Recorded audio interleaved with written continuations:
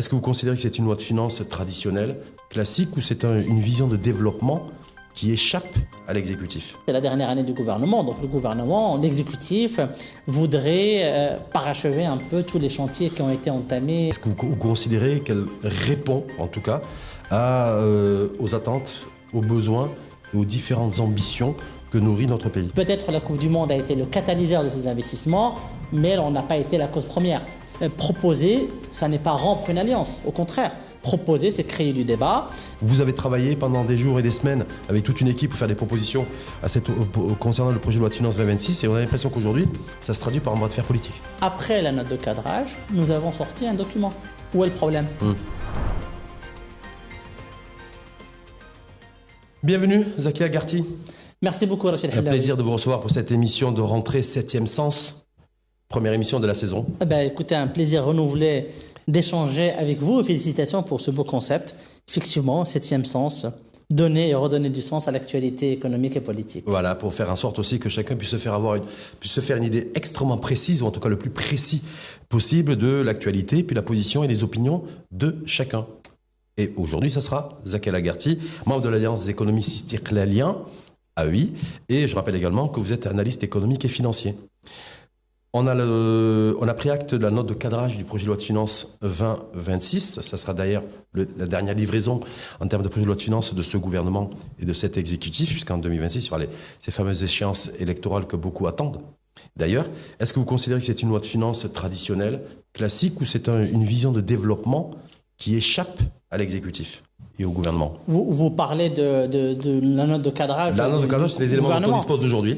Écoutez, c'est une loi de finances, bien sûr, qui intervient dans le circuit classique. Toujours la note de cadrage du chef de gouvernement sort au mois d'août pour pousser ou pour préparer les différents portefeuilles ministériels, différents ministères à faire leurs propositions en attendant la soumission du projet de loi de finances officiellement au Parlement en général au plus tard le 20 octobre. S'ensuit par la suite des échanges et des allers-retours de 58 jours, je pense, ou de 2 mois à peu près, avant son adoption finale. Aujourd'hui, cette loi de finances a une particularité, c'est qu'elle intervient la dernière année de la législature actuelle et avant des élections qui devraient être importantes dans quelques mois, dans moins d'1 an.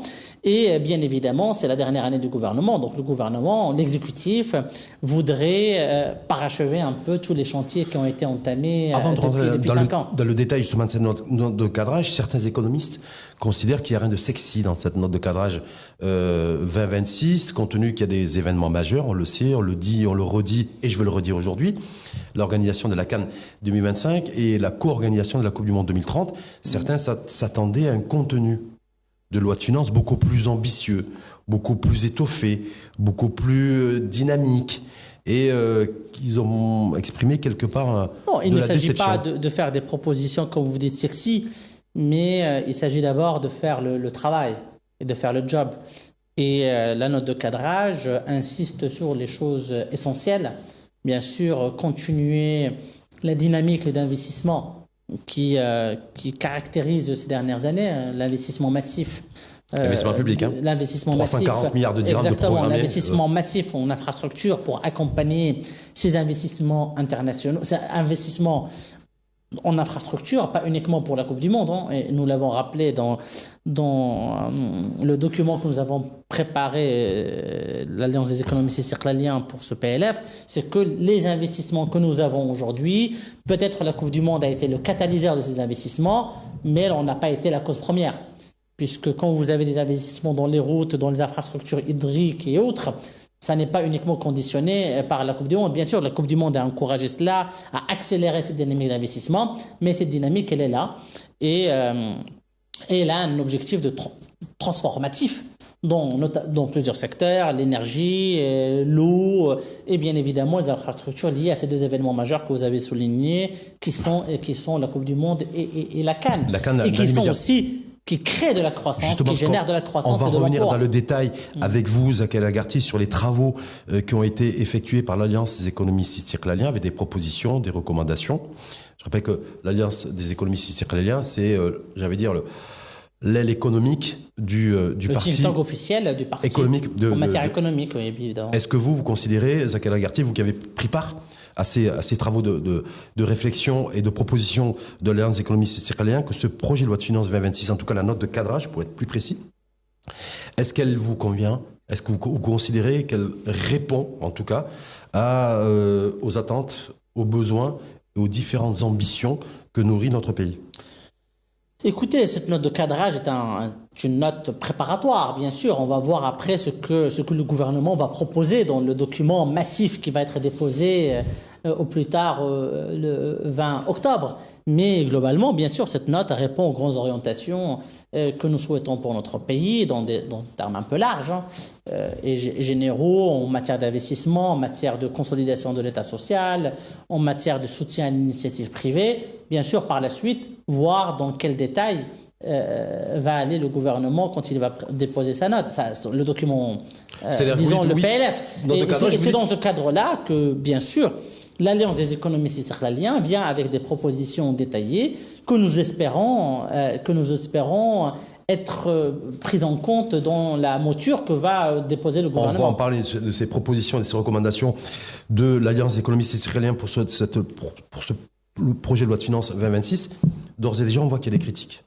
On voit qu'il y a des tensions, c'est-à-dire que le document qui a été rédigé, conceptualisé par l'Alliance des économistes israéliens est disponible. Il a été rendu public il y a quelques jours. Absolument. Et depuis quelques jours aussi, à peine a-t-il été rendu public, il y a eu des médias proches du parti au pouvoir et aux responsabilités et qui pilotent l'exécutif, à savoir le RNI, qui a eu des propos relativement acerbes, qualifiant ces propositions de populistes, dépassées, nauséabondes et complètement décalées. Écoutez, premièrement, nous sommes très contents que ce travail que l'Alliance fait tous les ans, depuis de très très très longues années, nous avons toujours eu l'habitude d'anticiper le débat sur la loi de finances, sur le projet de loi de finances, en sortant différentes notes et documents à l'attention du parti, à l'attention du gouvernement, et aussi pour créer le débat. On se réjouit que ce document ait créé et suscité autant d'intérêt, et peut-être même des fois de façon un peu négative, comme vous avez signalé. Mais c'est le jeu de la chose politique, c'est de toujours essayer de créer le débat avec des propositions concrètes, et nous l'avons fait. Après, vous parlez de certains médias que vous qualifiez de proches du RNI. Moi, je n'ai vu aucun média. On va pas dire de médias partisans, mais des médias en tout cas proches de ce parti-là. En tout cas, je n'ai vu aucune source officielle du RNI, ni sa page Facebook, ni ses communiqués officiels.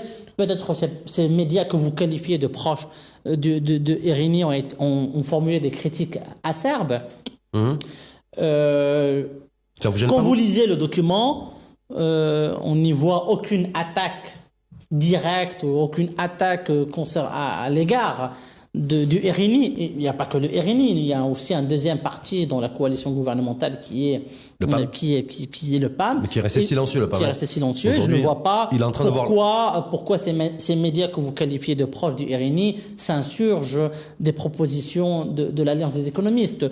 Proposer, ça n'est pas rompre une alliance. Au contraire, proposer, c'est créer du débat. Nous sommes très heureux que les propositions du parti et de l'Alliance marque la rentrée économique et politique, parce que c'est un texte aussi politique, il n'est pas uniquement économique, puisqu'il émane. C'est-à-dire que vous êtes en train de dire que ces médias qui ont relayé, qui ont repris, qui se sont montrés très critiques, voire en tenant des propos injurieux concernant les propositions de l'Alliance des économistes israéliens, quelque part, ils vous ont fait la pub. Nous regrettons les propos injurieux, et nous espérons aussi nous souhaiterions que ces médias proches restent dans la décence et dans la dignité. Il n'y a aucun intérêt à aller dans des propos injurieux, puisque notre texte n'est pas un texte populiste, pas du tout. Il fait des propositions très concrètes, certaines qui ont été défendues par des parlementaires de d'autres formations politiques. Mais nous nous réjouissons bien sûr que ce que nous faisons crée du débat. Vous savez, le b.a.-ba de la politique, c'est quand vous faites quelque chose, qu'il y ait des réactions. Que ces réactions soient bonnes ou mauvaises, en tout cas, elles créent des débats autour de vos propositions. Et nous réjouissons de cela. En tout cas, c'est les propositions principalement, en tout cas, de l'Alliance des économistes istiqlaliens, la consolidation de l'État social, la consolidation aussi de la dynamique en matière d'investissement et d'investissement public. Vous interpellez aussi le capital privé, le secteur privé à se mobiliser beaucoup plus pour contribuer à cette dynamique économique globale. Vous appelez aussi à ce qu'il y ait des déductions fiscales aux parents, parce que je rappelle que c'est la rentrée scolaire, et pas encore académique, mais en tout cas scolaire. Absolument. C'est en début de semaine. Ça fait l'objet de critiques. Vous demandez aussi, effectivement, c'est-à-dire que vous souhaiteriez qu'il y ait une réduction, je crois, de 50% des coûts de connexion Internet dans le monde rural. Absolument, parce que la fracture numérique est une des causes principales des inégalités territoriales que le Maroc vit, et que, bien sûr, nous insérons complètement dans la demande ou dans la requête de Sa Majesté de mettre en place de nouvelles politiques territoriales pour plus d'équité sociale. Est-ce que ça veut dire qu'effectivement, lorsque vous avez mis l'accent là-dessus, en demandant des déductions fiscales au profit des parents qui ont des enfants qui sont à l'école, qui sont en scolarité, on voit bien que les frais de scolarité ont augmenté. Non, mais les frais Internet, c'est une chose. Oui, mais bien sûr, c'est pour les inégalités territoriales et c'est pour réduire la fracture numérique qui est réelle. Parce que, en parlant de cela, vous avez parlé, c'est un sujet important. Nous avons aujourd'hui 15% à peu près du territoire marocain considéré encore comme des zones blanches ou des zones grises, c'est-à-dire avec une faible connectivité. Et aujourd'hui, le désenclavement, il n'est pas uniquement en infrastructure routière, autoroutière, etc., mais c'est aussi le désenclavement par le numérique et par l'élargissement de la couverture réseau. Ça, c'est un sujet. L'autre sujet important qui est la consolidation de l'État social, je pense que c'est un sujet qui mériterait une réflexion particulière, et c'est le premier axe que nous avons développé dans notre réflexion. Aujourd'hui, l'État social a comme pivot peut-être le registre social unifié, le RSU. Et si vous vous rappelez, en fin 2023, quand le programme des aides directes a été lancé, le mot qui revenait dans toutes les bouches c'était le mot shir, le score. Quel score avez-vous obtenu pour être éligible ou pas être éligible aux aides sociales? Et avec un plafond, c'est le fameux chiffre de 9,74. C'est un quotient. Le score, ou le mot shir. Et quand vous êtes au-dessus, vous n'êtes pas éligible à ces aides directes. Aujourd'hui, 11 millions de personnes bénéficient, ce qui est un effort exceptionnel qui a été fait en la matière. C'est 36 milliards de dirhams par an. Exactement. Également, donc il y a un effort financier aussi de l'État. Exactement. Oui. Donc vous avez 11 millions de personnes, 3 millions de familles, etc. Et aujourd'hui, aussi, ce score est réévalué assez souvent. Et donc aujourd'hui, nous avons des gens qui, parce qu'ils consomment certains produits jugés non indispensables, un moyen de locomotion, etc., sont exclus du RSU. Se voient exclus des aides directes avec un score dépassant ce fameux plafond. Aujourd'hui, nous appelons à améliorer le ciblage des personnes éligibles aux aides directes, et nous appelons à observer, par exemple, les durées de consommation sur une période minimale de 6 mois avant de décider de revaloriser le score et d'exclure des populations. D'exclure. Donc il y a un travail à faire pour affiner le ciblage, pour affiner les critères d'éligibilité, et c'est quelque chose que la société civile, que les acteurs de développement territoriaux demandent depuis plusieurs années. Et c'est une proposition de l'Alliance économiste istiqlalien qui a été critiquée par des médias inféodés au RNI. C'est ça, en fait, clairement, pour la faire court? Écoutez, ces médias-là, moi je refuse de dire qu'ils sont inféodés au RNI, parce qu'il n'y a aucune preuve de lien direct avec le RNI, peut-être des incointances ou autres. Mais certains médias ont critiqué le papier de façon globale. Mais nous avons insisté sur la consolidation de l'État social comme étant la pierre angulaire de notre vision Avec sociale. un réajustement du RSU. Le réajustement du RSU, autre chose qui est extrêmement... Bon, les propositions sont nombreuses, mais un axe qui est important, qui concerne le régime de l'AMO pour les saisonniers.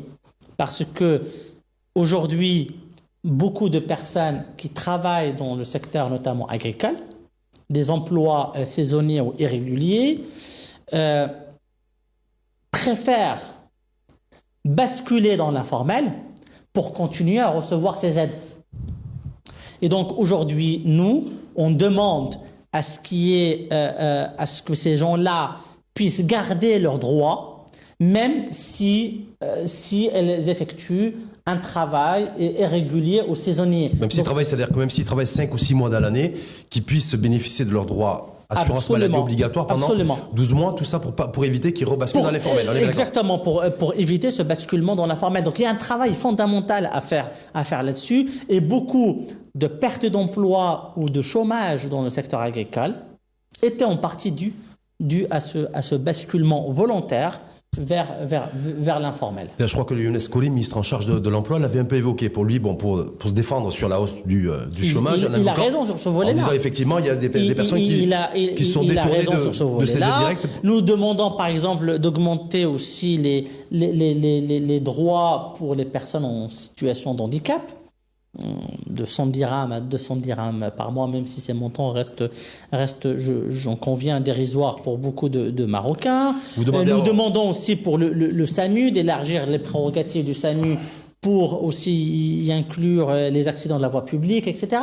Donc voilà, il y a plusieurs propositions. Globalement, c'est des propositions. Nous demandons aussi l'accélération du déploiement de l'agence du sang. Aussi, c'est vraiment très très important, et quand on voit surtout tous les...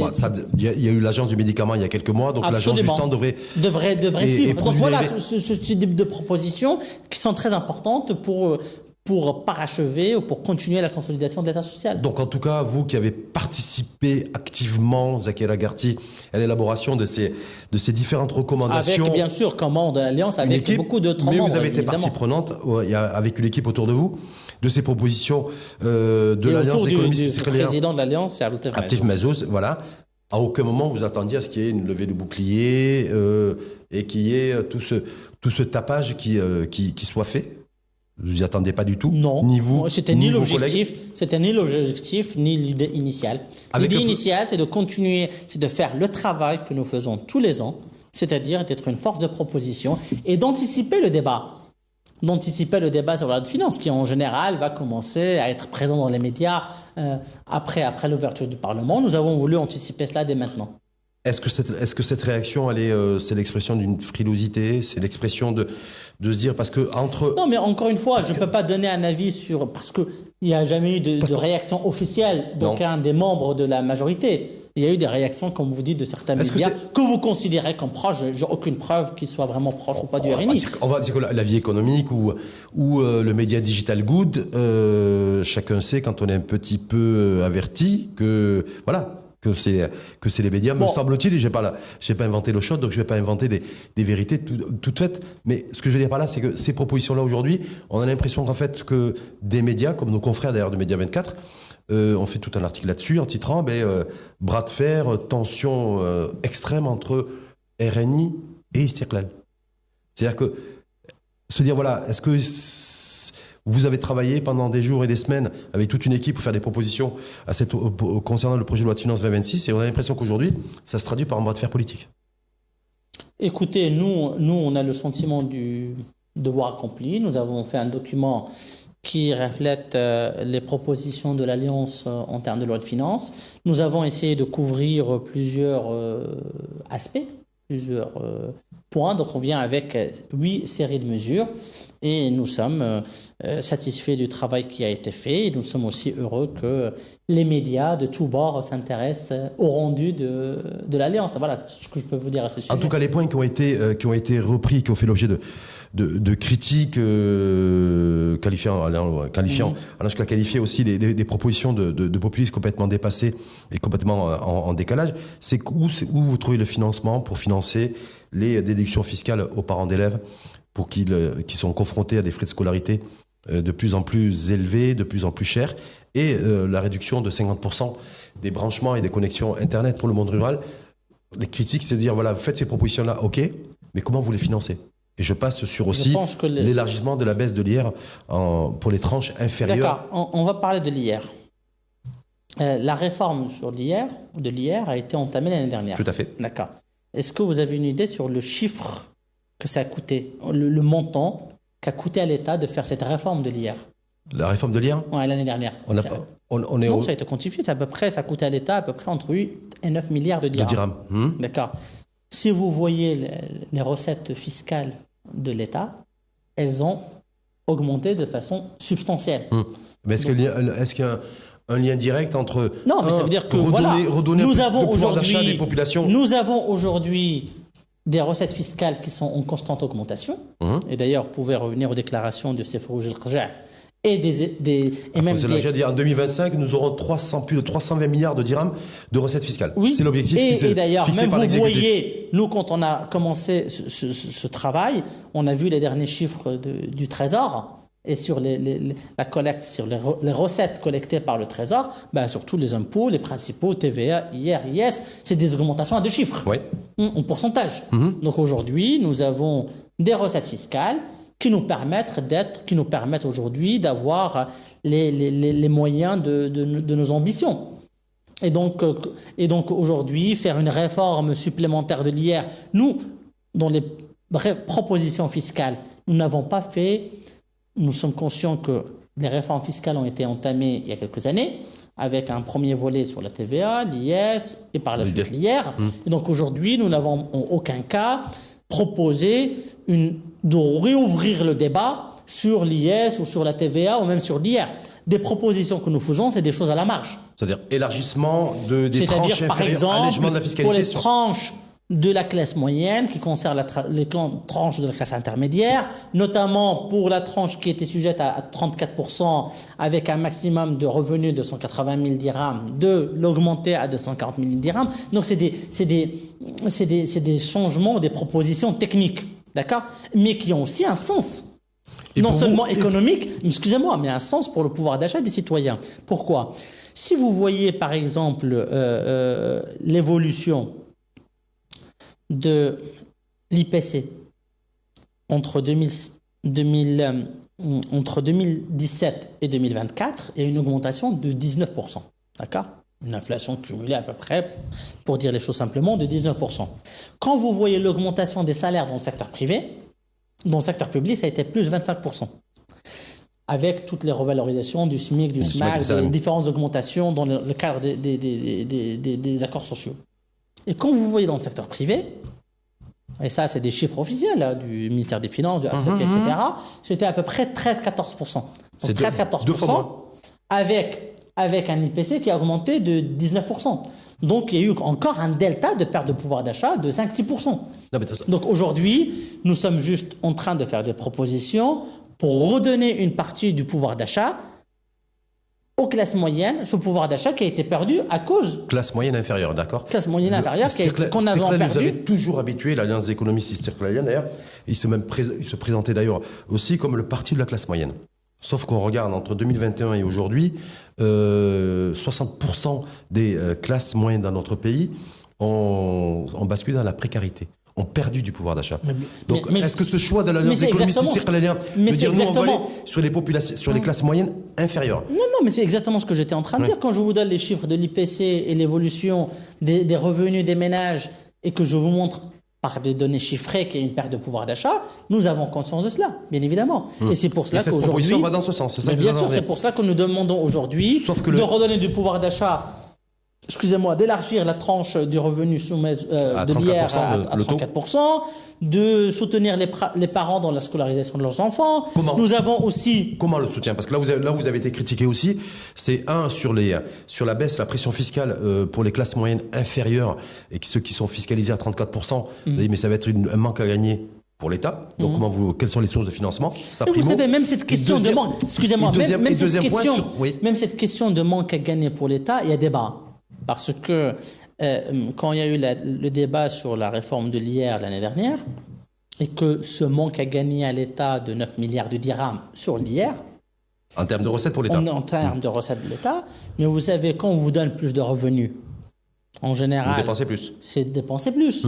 Donc, c'est plus de TVA pour l'État et c'est plus d'IS pour l'État. Donc, vous voyez. Et c'est plus de crédit pour les banques. Et c'est plus de crédit pour les banques. Parce qu'il y a des résultats de l'encours qui sont tombés. Mais donc, vous dites ça, vous défendez cette recommandation, cette proposition dans ce sens.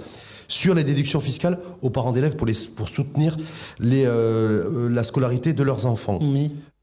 Certains, d'ailleurs, proches qui sont montrés très critiques et virulents à l'égard de l'Alliance économiste istirklalien, disent mais ok, ils sont bien gentils eux, mais ils nous disent pas quels mécanismes et quels outils mettre en place. Ils proposent en tout cas pour la déductibilité des frais de scolarité pour les parents. Faire comment? Est-ce que vous allez faire comment ça peut se mettre en place? Qui pilote ça? Qui fait quoi? C'est-à-dire comment faire? Vous savez, d'abord, cette disposition existe. On l'a mis dans le document, dans l'enseignement supérieur. Pour la mesure de l'enseignement supérieur, c'est juste que dans la loi, on dit au gouvernement d'implémenter ça dans le projet de loi de finances. Donc, c'est des choses qui peuvent exister. Et deuxièmement, vous savez, c'est des choses qui existent dans certains pays européens, de déductibilité oui, c'est les chèques éducation. C'est de chèques éducation, premièrement des chèques éducation, ou un recalcul aussi de l'IR à payer par les parents d'élèves, par les parents. Comme vous avez aujourd'hui une discutabilité de l'IR pour les acquisitions de biens de résidence principale. Donc c'est un mécanisme qu'on pourrait aussi appliquer à la scolarité. Est-ce qu'il aurait été nécessaire, selon vous, Zakaria Garti, de détailler un petit peu plus la matérialisation de cette mesure, de cette proposition? Écoutez, oui. Parce que quand on la voit brute comme ça, effectivement, on peut le faire. Parce qu'elle était l'objet de. On peut le faire. Le critique. document il est déjà suffisamment long avec pas mal de mesures et de propositions. Si ces propositions seraient retenues ou pourraient être retenues par le gouvernement, à ce moment-là, nous pourrions venir avec des propositions supplémentaires pour l'opérationnalisation de ce genre de mécanisme. Vous avez dit, le premier point, première proposition, le maintien et la consolidation de l'État social. Il y a eu effectivement fin juillet la plus haute autorité de l'État qui s'est exprimée à la nation, un discours où il a été clairement dit qu'il n'y avait pas de place pour un Maroc à deux vitesses. Absolument. Est-ce que du coup, ce discours officiel de la plus haute autorité de l'État a influencé, entre guillemets, la rédaction des propositions de l'Alliance économiste istirklalien et quelque part, effet domino, hérité bien évidemment. le RNI. Non, mais le souverain, dans son discours de la fête du trône, a appelé à la redéfinition de nouvelles politiques territoriales. Et sociales. Et bien évidemment, l'objectif du discours du souverain, c'est que ça ruisselle, que ça soit repris par le gouvernement, que ça soit repris par les partis politiques, et nous n'avons fait que le travail d'un parti politique responsable. Est-ce que c'est selon vous, avec un peu de recul, Zakaria Garti, est-ce que ça qui est à l'origine des critiques et de la violence et des mots qui ont été employés à l'égard de l'Alliance économiste istirklalien, compte tenu que vous êtes l'Alliance des économistes qui est rattachée à un parti politique, en l'occurrence l'istirklal, qui a été le premier à réagir au discours de fin juillet de la plus haute autorité de l'État. Mais pourquoi on nous reproche cela? Non, j'ai dit, est-ce que... Mais où est le problème? Il y a un discours de Sa Majesté, il y a une note de cadrage. Après la note de cadrage, nous avons sorti un document. Où est le problème? Parce que habituellement, on avait la note de cadrage qui était plus tôt, il y en avait des qui étaient transmises avant, il y avait le discours, il n'y avait pas forcément de propositions début septembre. Cette fois-ci, il y a eu un calendrier qui a bougé, donc je me dis... Pour qu'on fasse plaisir à tout le monde, d'accord, aux partis et aux médias, d'attendre fin octobre pour faire des propositions, et qu'on nous dise après cette semaine, vous faites des propositions, où vous êtes encore long, inefficace, etc. Donc cette fois-ci, voilà. Donc vous avez été les premiers. C'est très bien d'être les premiers. Et c'est les prémices de premiers dans d'autres choses. Est-ce qu'il faut s'attendre à d'autres travaux en termes de recommandations et de propositions de l'Alliance économiste istirklalien? Le débat sur le projet de loi de finances, vous le disiez précédemment, va démarrer. Bien sûr qu'il y aura d'autres propositions, parce qu'une fois le texte va être déposé au Parlement, il y aura des débats.